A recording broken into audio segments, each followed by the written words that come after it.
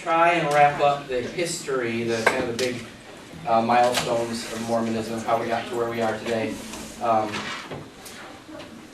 And then after this, in the next couple weeks, what I'm going to be looking at is a few things. One, just covering, not because it really goes to the question of whether Mormons are Christians, but just to be complete, cover some of the more notable doctrines and questions. Not getting into everything, but ones that you might have some questions about. And then after that, the most important part of the class, kind of the whole purpose of doing this is, so what do I do with all this information? I mean, how do you talk to Mormons? How do you talk to other people about Mormons? What do we do with this? So that will be coming after that.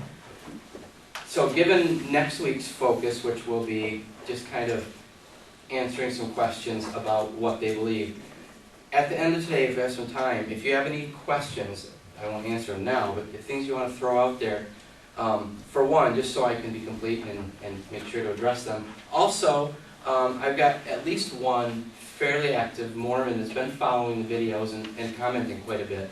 So, in addition to whatever I can read and find, he'll certainly chime in on any questions you have. So, if you have any of them, jot them down and we'll just throw them out there at the end of class today and try to hit them next week.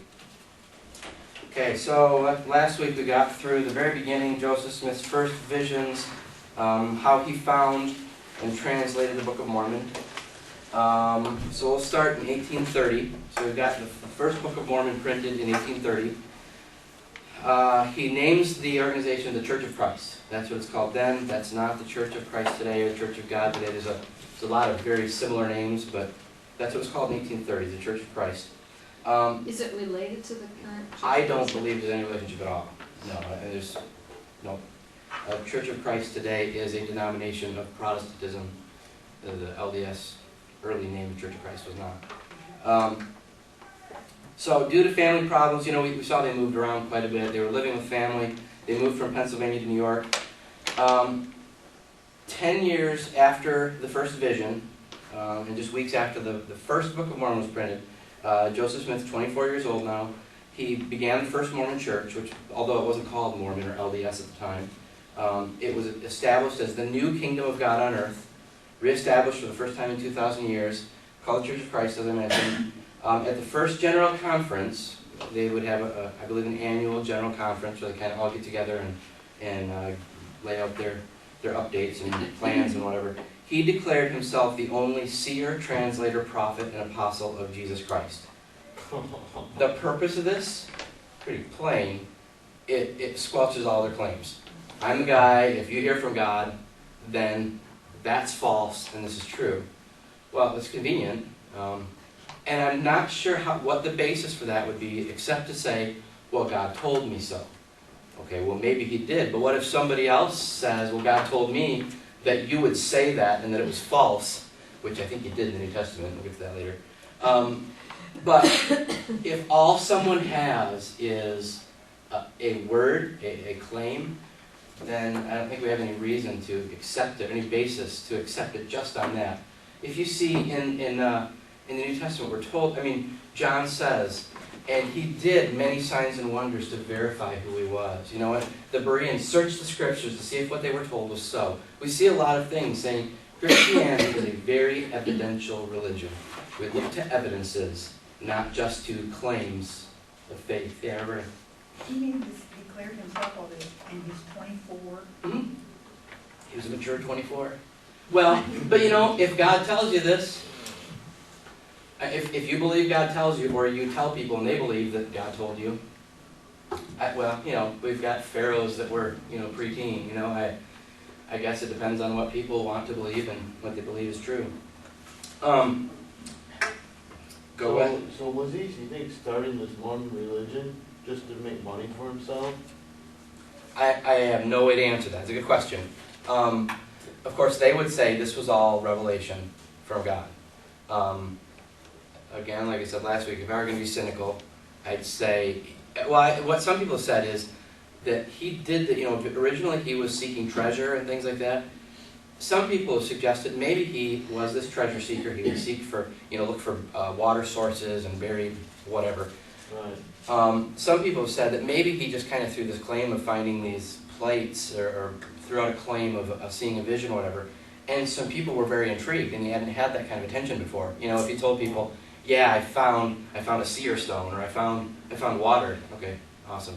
You know, but if people have heard these other claims that were pretty outrageous, it's possible that he got such a following from that and a lot of interest that he wasn't expecting, that he went, huh, maybe I'll kind of redirect my efforts and kind of say this kind of thing because it gets me a following. So you got fame. It could be wealth as well. We'll see some of that in a little bit. Some people just like to be followed. Jimmy Swaggart, you know, is a good example. People followed him for years. Sure. He had strayed way off the path, Sure. but, you know, he liked the attention. Look at a lot of social media today. A lot of, you know, you don't see heroes anymore where someone would say, look at such and such a sports figure, or somebody, John Wayne, somebody from the entertainment, who people look to as a genuine hero because of what they believed and said. Now it's more like people follow people because they have so many followers. You know, people want it, fame is kind of the deal, and I think that could well have been a big motivator. But I don't know, and to be honest, Mormons can't say that they know any more than we do. I mean, we're all speculating. They can go based on what he said or what they think, but without outside corroboration, it's anybody's guess. Would you believe that it's possible that he could have actually been visited by a spirit? Sure, it's possible, yeah. It's possible. And you know, there are a number of things in this that you go, wow, it just seems like you are going out of your way to mislead people. Not just to say, I'm presenting a different take on this, you know, presenting a different, you're going to exegete a passage differently, you're going to explain a doctrine differently. That's one thing. But there's other things. When you pick the same words as other people, and when you, as other religions or as Christianity, and put different meanings into them, seemingly to mislead them, to deceive them, then it starts to look less than honorable. And, you know, was it spiritual? Was it all him? Was it some combination? I don't know. I don't usually go there just because that's another thing. I have no way to know. Could it have been? All the above, absolutely. I'm just thinking, it just points to the need for us to keep humble, Mm-hmm, sure. because, I mean, God can visit all of us. Yeah. But we need to keep our perspective of who we are and who He is. And Yeah. And a big part of that is checking things out. I mean, God has spoken. We have the Bible. We can verify things.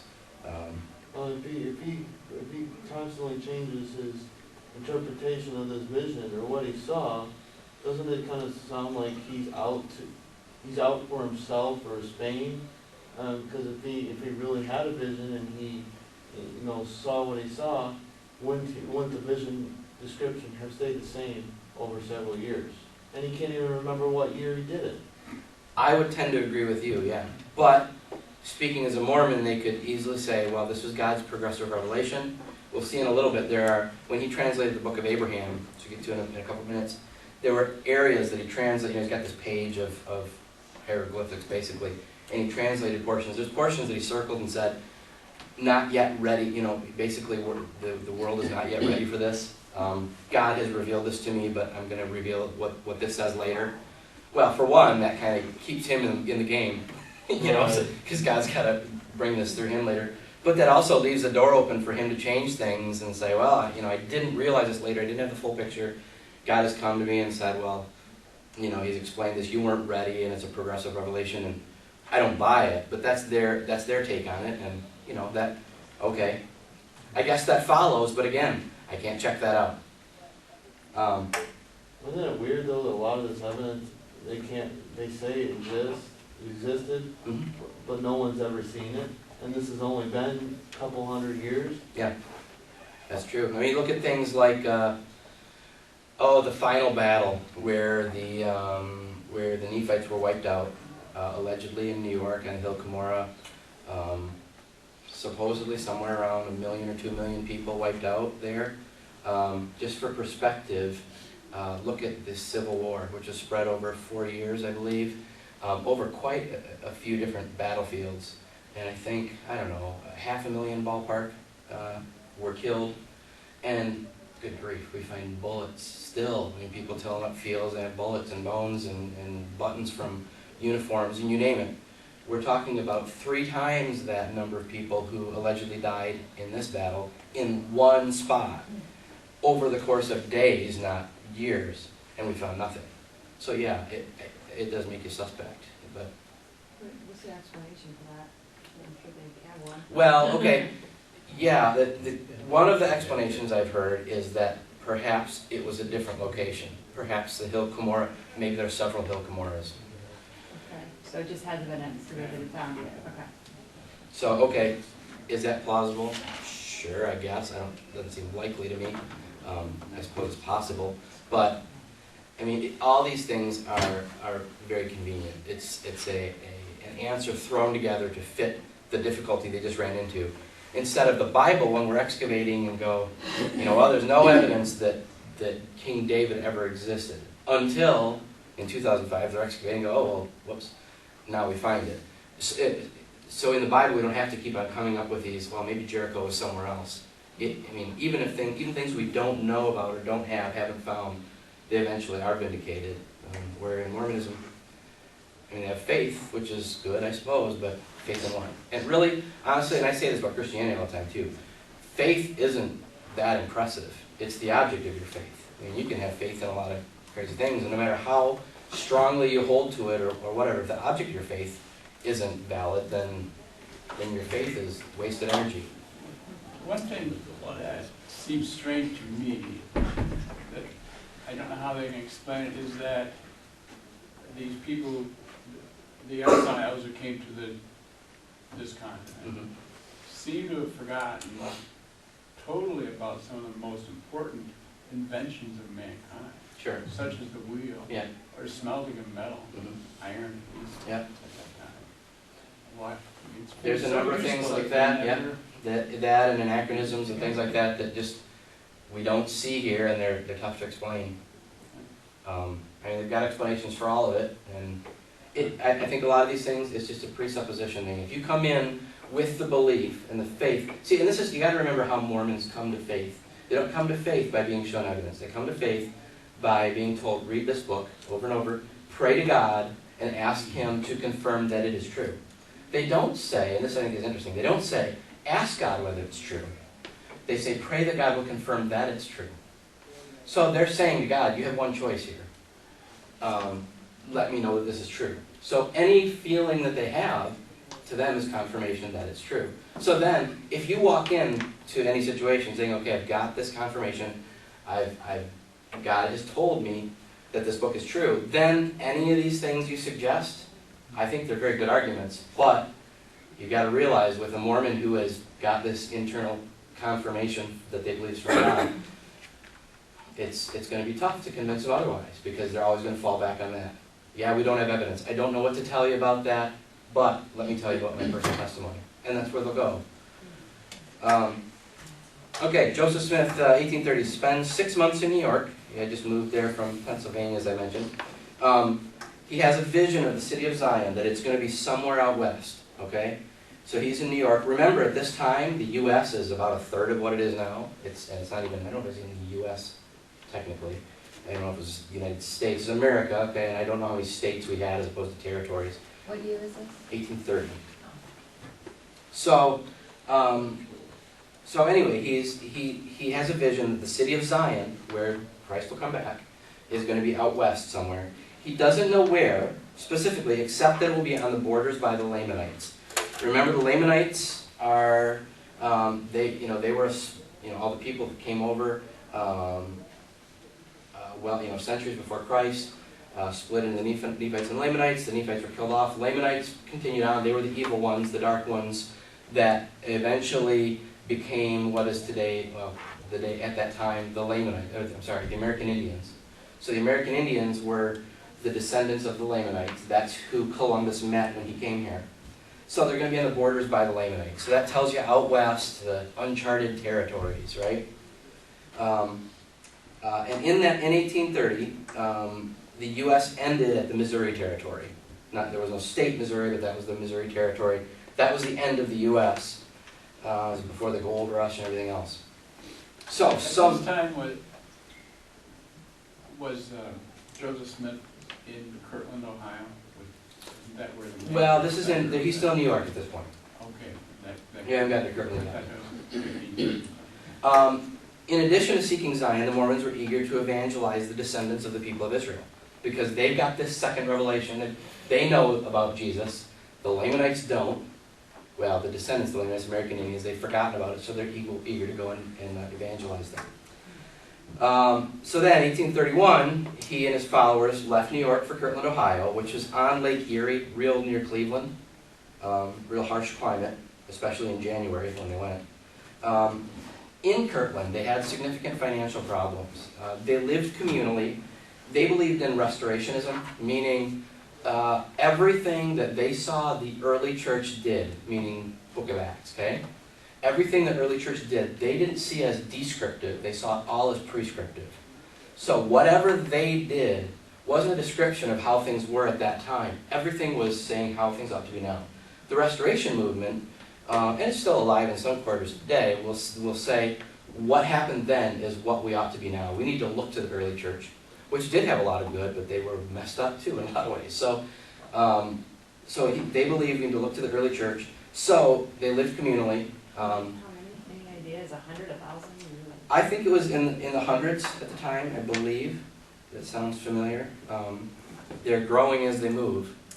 I think over a 6-year period there, they grew to 16,000. That's what I was kind of wondering, like between 14 and 24, was he amassing some people or some followers? Oh, And then his age? How did he, did he Yeah. start to grow exponentially or what happened? Yeah, it's a good. Well, for one, remember all these original they weren't apostles first, but when they saw the original witnesses, the 8 and the 3 that saw the plates, that claimed to have seen them, they were all, many of them were related, and they all had large families. Oh, I see. So much of it builds, just by, within families. So, and they're bringing people in as well. They have always, from the beginning, been very big in missions. I mean, from the beginning, they're sending people to England and out west, where there is no anything to evangelize Indians. So, Where did they get the money to do this? we'll get to that. So while they're in Kirtland, he had to increasingly squash more and more people's claims to have heard from God. Has to keep coming back to this. No, you can't. I'm the only guy. Remember, we went over this, so only I can hear from God. So I had a lot of these troubles in Kirtland. In June of that same year, so he'd only been there 5-6 months, he got revelation that we need to go to Missouri. So they go head for Missouri. When he got to Independence, Missouri, he declared, "This is America's promised land. This is the city of Zion. This is where Jesus will come back and reign for in second coming." And he said he had a revelation that members should buy as much cheap Missouri land as possible.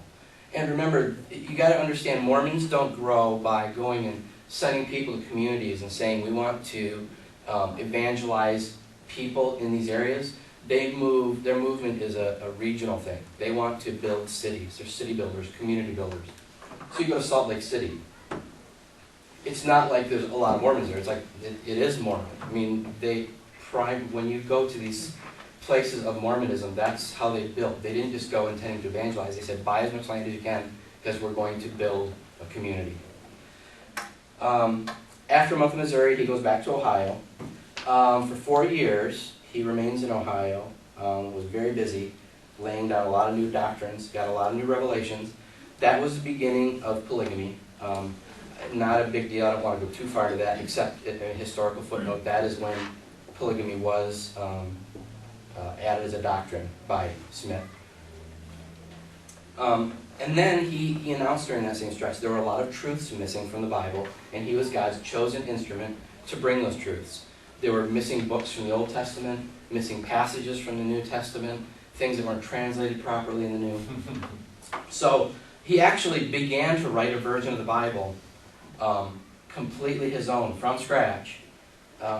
It was never published in its entirety. I don't know that he finished it, but he got a chunk done. But I think what's interesting in that, the fact that he wanted to rewrite it as opposed to any of the other versions that were available then, I think that illustrates an underlying distrust of the Bible even then, that he has to rewrite it. Later, they adopted the King James Version, but the King James Version had been around over 200 years by the time he begins writing his. So why not go with that from the beginning? And I think if you trust the Bible, you let it be, unless you truly are a scholar and you are going to do a peer-reviewed, an actual translation from the original text, which this was not. 1834, they renamed it to the Church of the Latter-day Saints. 1835, interesting story that honestly a lot of Mormons don't know about, the difficulties with it. There's a book called the Book of Abraham.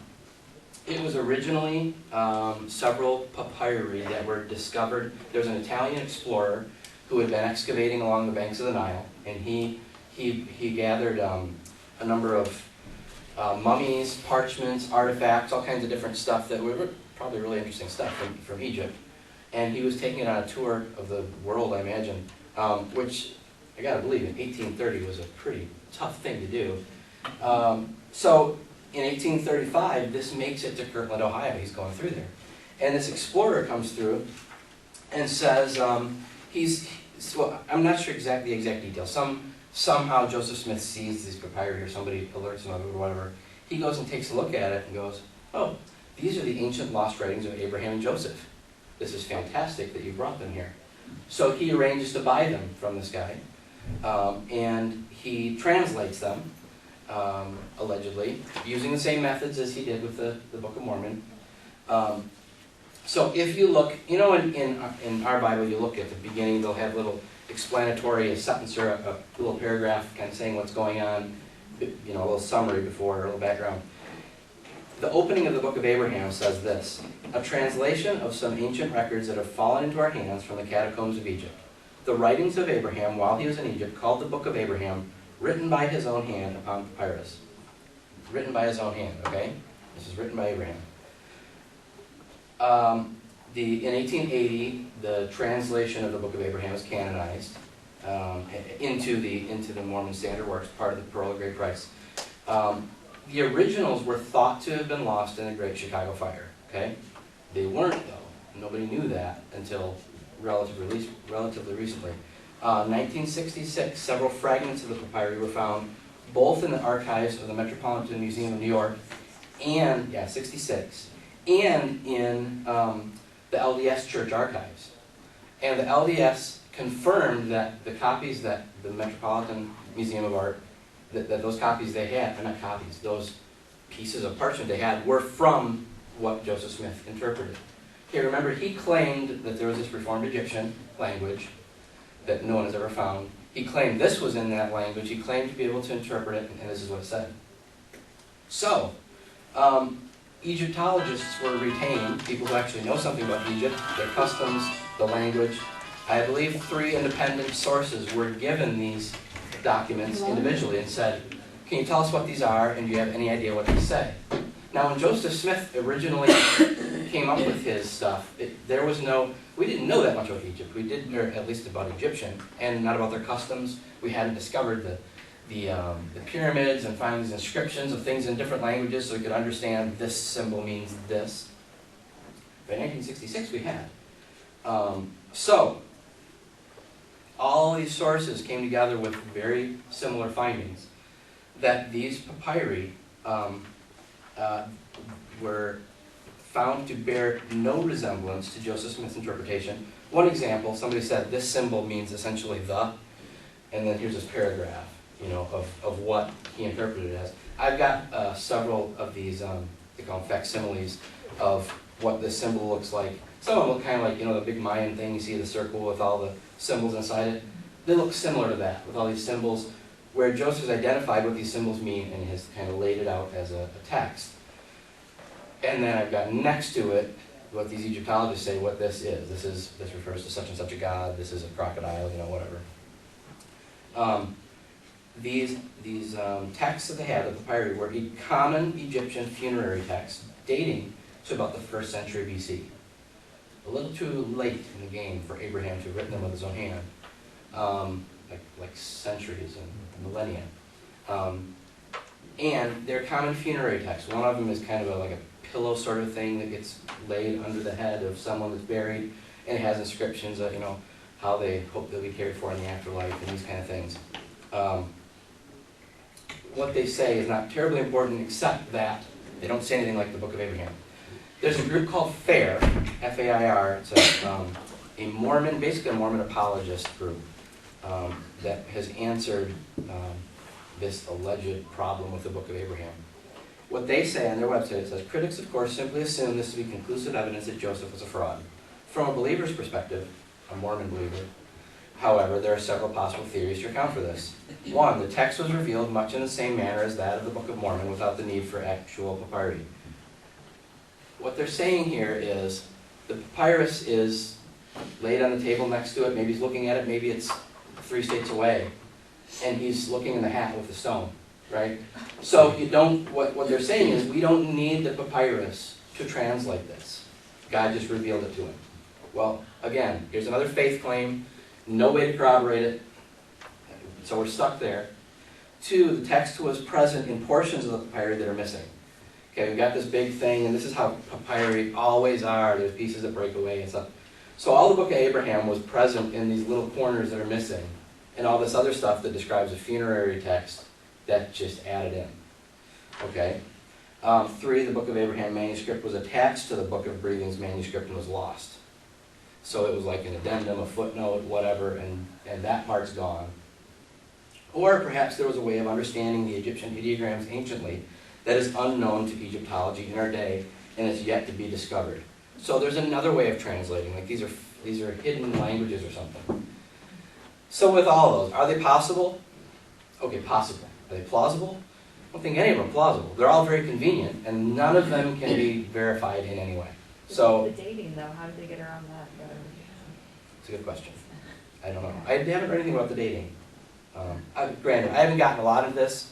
My only point is, are Mormons Christians are making the same kind of claims Christians do? It's not similar. It's not similar at all. Well, another thing is, Abraham was from Babylon. If you knew how to write, it would be your major king for him. Yes. Or Hebrew. I mean, why do we not have anything written in a way that we would expect Abraham or Joseph or whoever to write in? That's an excellent question, yeah. Okay, 1836. In March 1836, they hold a dedication service for the new temple in Kirtland, Ohio. The description of it sounds very much like Acts, the 2nd chapter of Acts. You know, there's flames of fire, there's all these gifts and manifestations. So there's things they hear, signs, whatever. Shortly after this, he claims to have been visited by Jesus, Moses, and Elijah, and was given additional authority. This is what I mentioned earlier, that he was now baptized essentially into the priesthood. 1837, because they're having financial problems in Kirtland, badly in need of money, Joseph decided to open up a bank all by himself. It was, I mean, the Mormon church started a bank. The story is they showed that they had all these financial reserves that they really didn't have, got people to donate, place their money and deposit with them. So this, you were asking how they funded it. This is one of the ways. The bank collapsed, surprisingly, leading to the collapse of the Ohio church as well. Many did leave Mormonism after that. A warrant was issued for Joseph Smith for making a bank and taking the money. So they fled to a town called Far West, Missouri. What's interesting, for a couple of years, they're in Far West, Missouri. So from 1836 to 1838, he's got a lot of trouble. He's running from the law. Lots of Mormons have fled. The organization has diminished quite a bit. You don't see any new doctrines or revelations during that time. Okay, it could be just, God just didn't speak for 2 years to him, but it's kind of interesting that during the time when he was preoccupied, he didn't have anything new. During that time, they did settle on the Church of Jesus Christ of Latter-day Saints, the name they currently use. In orders, they had the trouble with they tried the communal living, that didn't give them enough. They instituted the banking system, that failed. So he heard from God that he was instituting a law of tithing, that everyone had to give and it was going to be enforced. So now we're flush again. The Missouri governor starts to feel threatened because seeing the trail of what's been what these Mormons, what's kind of followed them in the territories they've been through. The Missouri governor said, these guys are not friends of our state. Let's just help them on their way to keep moving. While he's there, he declared a location, nearby location, to be what he called Adam on the Aman. What he was saying is that he found a pile of stones and said, this is the actual altar on which Adam offered sacrifices to God when he was kicked out of the garden. So the garden was nearby. We're not quite sure where, but nearby is somewhere in the Midwest. And this Adam on the Aman was where he set up his altar to make things good with God again. So, so that's a place that's venerated by Mormons. Fearing the growing Mormon population, the state put Joseph Smith in jail, along with several other leaders. Just an interesting side note here. The way he retaliated is by issuing a prophecy against the U.S. government. Remember, he's the only guy in the church that can speak for God, real prophecy. I prophesy in the name of the Lord God of Israel that unless the United States redress the wrongs committed upon the saints in the state of Missouri and punish the crimes committed by her officers, that in a few years the government, the U.S., will be utterly overthrown and wasted. This is the 1830s. And that there will be not so much as a potsherd left. Lots more after that. This was, close to 200 years ago. There's more than a potsherd left here. And they didn't redress their wrongs. They didn't say all the things that he said God said they had to do. So, what went wrong? He makes a prophecy in the name of Jesus Christ, and it didn't happen. He also said another time, there are those of the rising generation, that with him, Latter-day Saints, who shall not taste death till Christ comes. For one, it's interesting language that he's, I think, borrowing from Jesus, but I don't think there's anybody alive from that era, and Jesus hasn't come back a second time, so that's another interesting prophecy. He said, there's a later time when they were in a town called Nauvoo. He said, I prophesy by virtue of the holy priesthood vested in me and in the name of the Lord Jesus Christ, that if Congress will not hear our petition and grant us protection, they will be broken up as a government, and God shall damn them, and there shall be nothing left of them, not even a grease spot. Lots and lots and lots of prophecies he made. I don't care to get into all that, except, are Mormons Christian? Is this consistent with the Bible? What does the Bible say about prophecy? I mean, at a minimum, I don't see any New Testament basis that we ought to expect God to speak through men about future events right now. Can he? Sure, I suppose he could, but we don't see it happening in the New Testament, and we certainly don't see a basis where it says you ought to expect to see this. Galatians 1:8, even if we or an angel from heaven should preach a gospel other than the one preached to you, let him be eternally condemned. It's dangerous ground to tread if you want to claim another gospel, another revelation of Jesus Christ. Or what, the subtitle of the Book of Mormon, Another Testament of Jesus Christ. Something dangerous to walk on, I think. Matthew, Jesus says, in 7:15, watch out for false prophets. They come to you in sheep's clothing, but inwardly they're ferocious wolves. By their fruit you'll recognize them. Do people pick grapes from thorn bushes or figs from thistles? Likewise, every good tree bears good fruit, but a bad tree bears bad fruit. Going along with the idea that the New Testament doesn't have the same warrant for prophets that we see in the Old Testament, often they'll fall back to the Old Testament. God had all kinds of prophets there. Okay, but I don't think this is a win for you, because what happens to prophets in the Old Testament? It's a little bit worse than the New Testament. They died badly. So there's numerous examples where he made prophecies claiming from Christ that did not come true. So that's something that I think they have to reconcile. Although, if it's just based on faith, they don't have to, I guess. 1839, under Brigham Young, just remember Joseph Smith's in jail briefly here. Under Brigham Young, who was one of the leaders of the church at the time, they left Missouri and set up in Nauvoo, Illinois. When he was released from jail, Joseph Smith, he came and joined them in Nauvoo. It was on the banks of the Mississippi, still is. Because it was, a young town right in the bank of the Mississippi, the time of year, swampy area, they had a lot of deaths from malaria.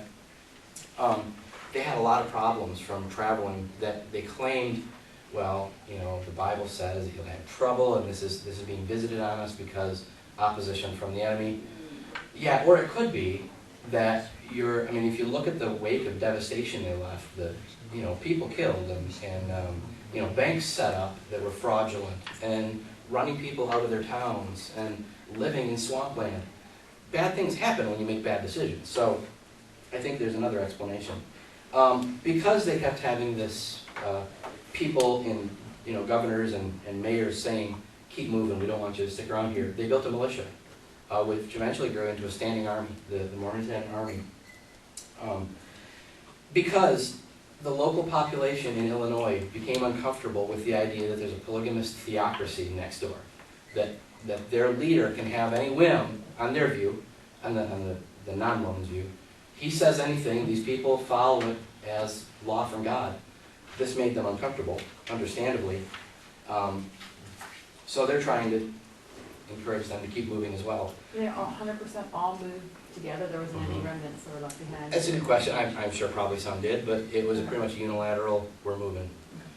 1840, they began building a temple in Nauvoo, just like they did in Kirtland. I didn't mention Kirtland. They left the temple just as it was completed. They had their big opening ceremony kind of thing and then left. Similar thing happens in Nauvoo. Nauvoo, because of the number of, this is where the 16,000 comes in. In Nauvoo in 1844, there are like 16,000 people or something like that. They're rivaling the size of Chicago at the time. Joseph Smith decides to make a run for president.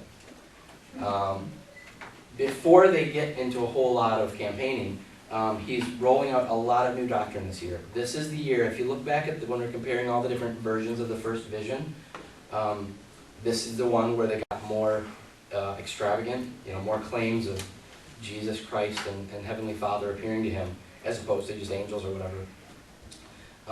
Other doctrines that he rolled out are things like water baptism for the dead. Again, not a Christian doctrine. The notion of God having a body of flesh and bone, eternal marriage, polygamy. There was an elder in the Mormon church named King Follett that died, and Joseph Smith did his funeral. What would you call that? Eulogy? Sure, yeah. Spoke at his funeral. Listen to my words. A lot of people call this one of his greatest sermons. It's called the King Follett Discourse, or the King Follett Sermon. During this, he introduced a bunch of new beliefs that God had once been a man, matter is eternal, God didn't create from nothing, and the idea that there are many gods. That would be some kind of funeral. I mean, hearing all these new things about God, wow. Yeah. That's a question. I never realized he ever thought about running for president. He's got this whole group of people the size of Chicago moving around the country. Did he get press? I mean, I would think that the press would kind of turn him apart. He might have. This year was a bad year for him, though. Well, he did. The Navajo, I remember what it was called, attacked him, and that's one of the reasons he was arrested, because he ordered his militia to do. You mean the Nauvoo? Yeah, the Navajo. Yeah. Yeah. Well, I'm not sure how much press he got or how much he tried to get his name out there. Because 1844, this is the year he announced his desire to run. He's delivered lots of new doctrine, has this King Follett discourse. Then, around the same time, in Nauvoo, the sentiment's been building against him for a while. There have been a lot of people that have been inside the church that have been mistreated. They didn't like the way that, whether it's polygamy or land being taken or whatever, that they felt mistreated, and they left the church. To try and get the word out about this, the city council of Nauvoo had this, they built a paper, the Nauvoo Expositor. And there's a press there, a printing press, where they're going to start putting out the community paper. But one of the main issues, because it's entirely Mormon in that community, is to start printing, not just what's on sale at the local market, but what the problems are with the local sect. They printed one issue, and it had a lot of scathing things to say about Joseph Smith, about his particular personal practice of polygamy. They printed that, a number of other issues, and because Joseph Smith didn't like that, he issued an executive order to have it destroyed. The printing press was destroyed, everything was burned, building taken down. You don't go against the church, or against him. He was arrested for doing that. It's smiled on by the state. And after he's arrested, they add charges like treason because all these other things he's doing. So that cut his campaign short, being thrown in jail. He's taken by a bunch of men, put in Carthage jail, and they're going to bring him up on charges. While he's being led, just some parallels here, he sees himself as, being mistreated because he's godly. He's, we should expect trouble. I'm a prophet. Prophets have always been treated badly by people in their day. So this is how he's playing it up. Martyr syndrome. What's that? Martyr syndrome. Interesting word.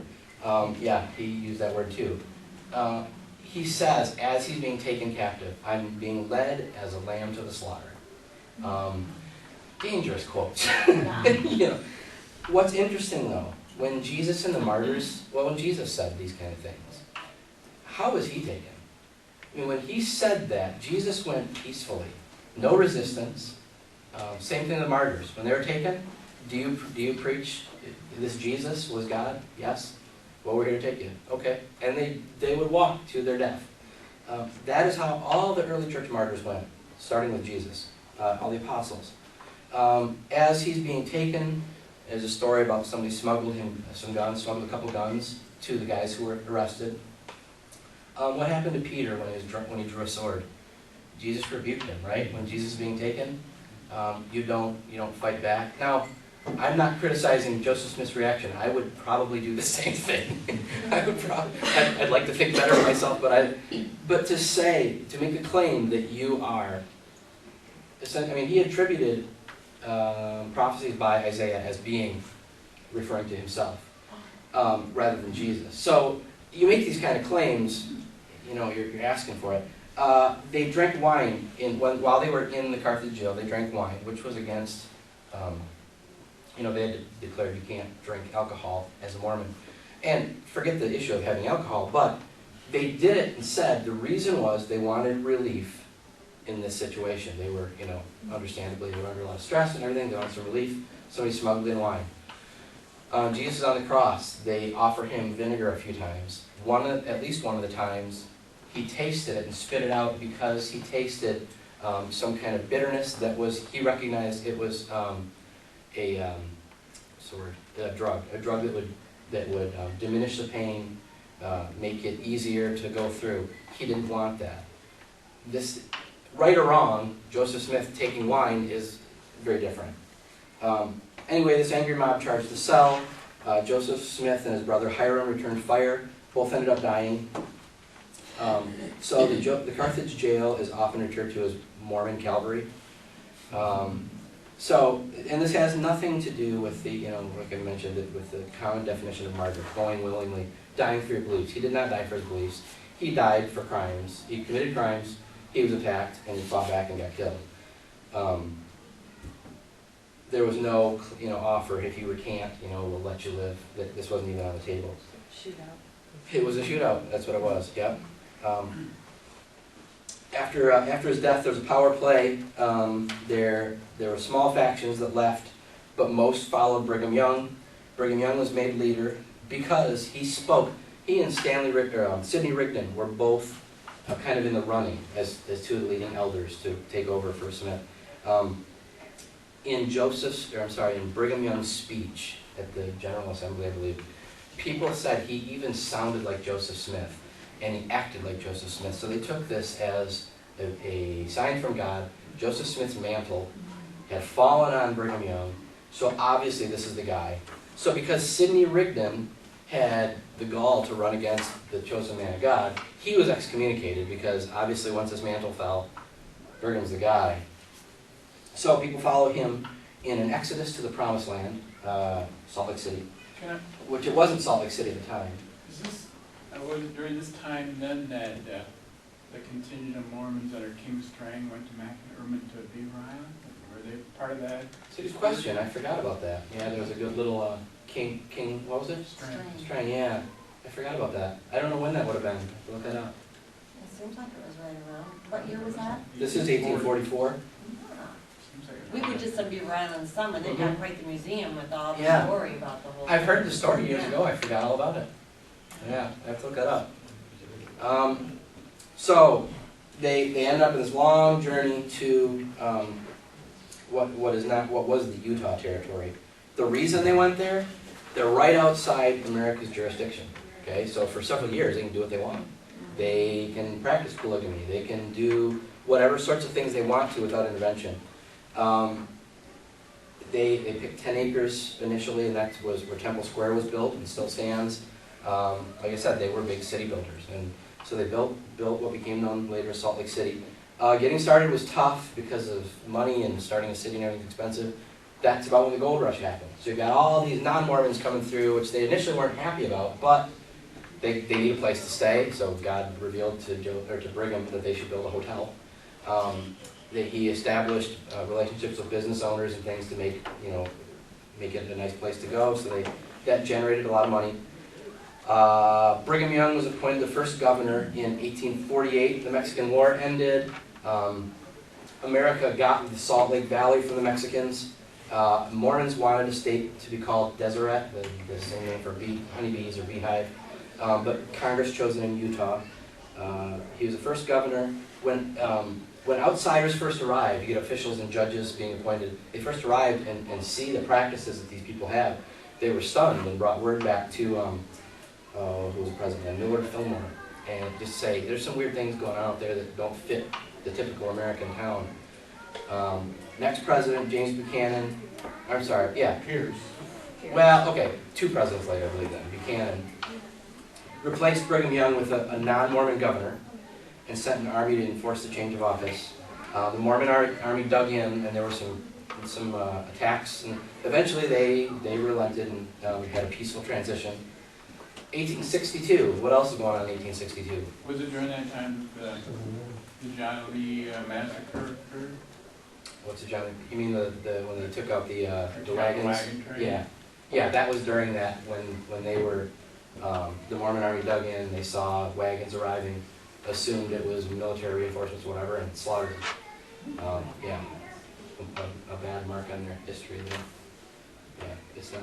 It was to them it was an accident. It probably was. I mean, but yeah, like John said, 1862, Civil War is going on. President Lincoln made polygamy illegal, issued a declaration. So there was a number that talked about the Mormon problem during Lincoln's presidency. But even though they issued these injunctions against polygamy, Lincoln was a little bit preoccupied with the war. It was not really on the radar. Transcontinental Railroad went through after the war, '69. So now we don't have isolation. They're not in their own area. They're not outside of American jurisdiction anymore. They aren't isolated anymore. I got all kinds of people coming through. Enforcing national laws would be easier because of all this. So Brigham Young began building relationships with businessmen to try and make this a honorable venture. So from that point on, there's a lot of history, but most of it is not as notable as the things that happened in the early days under Smith and Young. In 1877, then Mormon President John Taylor said he would not bow to the U.S. laws regarding polygamy and theocracy. Although later they did have to give in to that. And it's interesting when you see these sorts of things.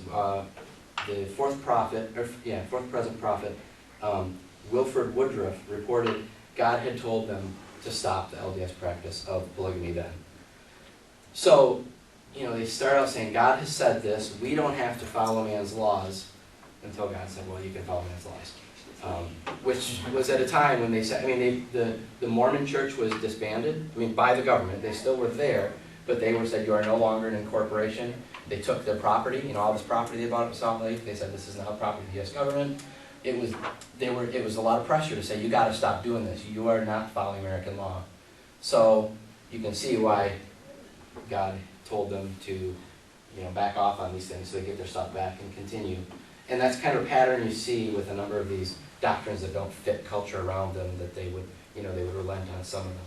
And to be fair, other than some of the splinter groups that have broken off, Mormons don't hold to polygamy anymore. That's a very old thing. It's not a fair thing to bring up, and sure it was a part of their past, but that's not Mormonism today. So I assume Joseph Smith had plenty of wives then, since he instigated this? He claims are somewhere in the low 30s. Plenty. Um, my. now, and yeah, yeah, whatever you want to do with that. And you'll see the Mormon view on marriage makes some of that kind of make sense. Makes sense. Makes some of it kind of follow logically. Not that it justifies it, but you'll see kind of some of where they were going with that. But yeah, Way to grow their numbers quick. yeah, they would do that. He must have, it's too bad it's not like video, I mean, he must have been a very charismatic type of person. He must have been, To be able yeah. to get that kind of following at such a young age. And Sure. yeah. Oh yeah. So I've already gone over as usual. But anybody have any questions they want to throw out for discussion or answer next week, especially ones that Mormons could help with that are. I missed one week, so I don't know if you touched on it, I assume you did, but did you touch on the racism within the Mormon church and the explanation of where the blacks came from? Or- Not really. I mean, marginally. I mean, that one I can just briefly cover now. It was a, you know, they claim that there's marks through the Old Testament of darkness being a curse. Yeah. That they claim that Cain was dark, the curse of Cain was dark. You know, one of Noah's sons was dark, and that was a curse. That Laman, that was I forget his father's name, but and Lehi had Naaman and Nephi as sons, and Nephi was the light-skinned one, Laman was the dark-skinned, so that proved that they were the bad guys.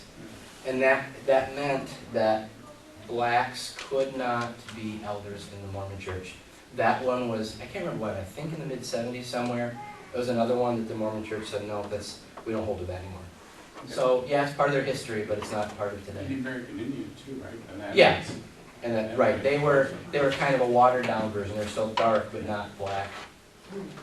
That was the mark, how you could see them and know that they were not God's chosen. Any questions about for other Mormon doctrines? I don't get into a ton of it unless you've got specific questions about. It just seems kind of crazy, crazy things that they hold to. Yeah, it's some unusual beliefs for sure. Yeah. Just kind of put it out there, it's like, I'm just really surprised that they had so much trouble with the American government because we were supposed to have the practice of freedom of religion. Mm-hmm. And for our government to bring them down, when you see in today's society, you know, with, you know, Islam and stuff in our country, it's like, you know, the Mormons didn't have that protection.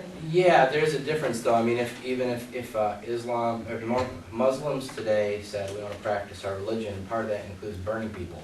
Oh. They would be trumped. Yeah. Okay. So they went basically after them for their specific Mm-hmm. issues. It's with not the just the religion polygamy. itself. Polygamy they outlawed because they thought it was not a good thing. But besides that, the other thing you got to remember is that Joseph Smith and Brigham Young ruled as a theocracy. I hear from God, and then you do what God says. Well, who wins, God or the President of the United States? I mean, there's a power play, and they've got a standing army. And that's I mean- Did they pay taxes or no? Or did they avoid that too? That's a good question. That's Well, exactly were there right. taxes then? I don't know that there were. There Yeah, I weren't think any they began in income- World War There I, weren't any didn't they? income taxes, I know that. Yeah, they That came didn't after the happen war. until 1913. Yeah, First so- one. So I don't know what they would have had. Now, certainly there would have been some sort of tax to support, you know, the local marshals and stuff like that. I don't know how that was done back then, and whether they participated. I don't know. Yeah, but I was gonna say, I said that, you know, that's exactly what happened on Beaver Island too. I mean, King Strang was setting up his own empire against opposition to the United States, and really felt the United States government limiting power over it. And what was the end of that? He was killed. He was shot. By insiders, or do Yeah. you know? Yeah, he was being arrested, taken on board U.S. Okay. naval boat that had come there to arrest him and taken to, remember where? I think they were taken to Macon, not sure. No, I think it somewhere. was Mac. It was Macon, and he was shot. He didn't die right away. He He died. lived for several days. But actually, yeah, he lived for quite a while after. That's Oh. really interesting. Yeah. Crazy, close to home. Yeah.